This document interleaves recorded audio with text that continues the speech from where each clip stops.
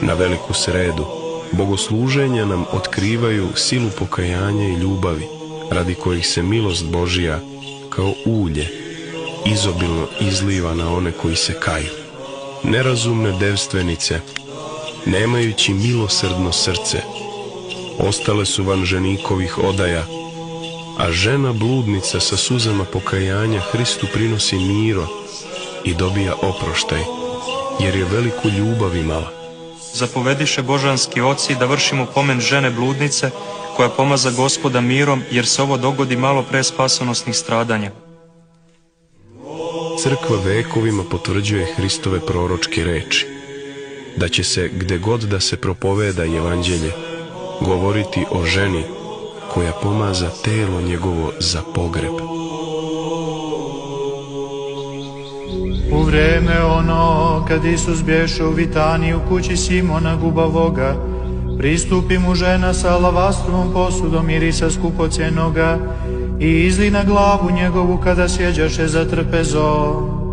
A kad ovo vidješe učenici njegovi negodovaše, govoreći, čemu ova šteta, jer ste mogaše ovaj miris prodati skupo i dati siromasima. A Gospod će odgovoriti, siromahe imate vazda sa sobom, međutim ona mene priprema za pogreb.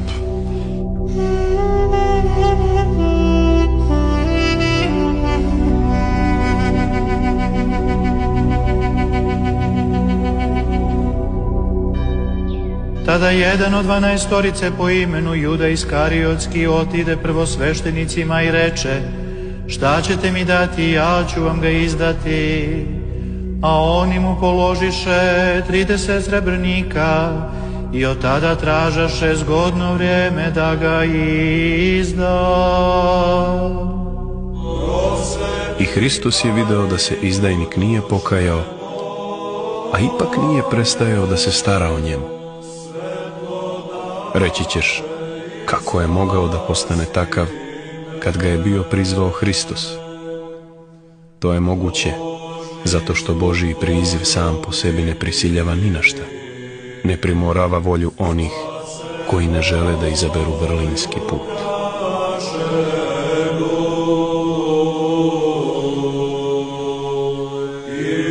Običaj je da se na ovaj dan u hramovima vrši sveta tajna jeleosvećenja.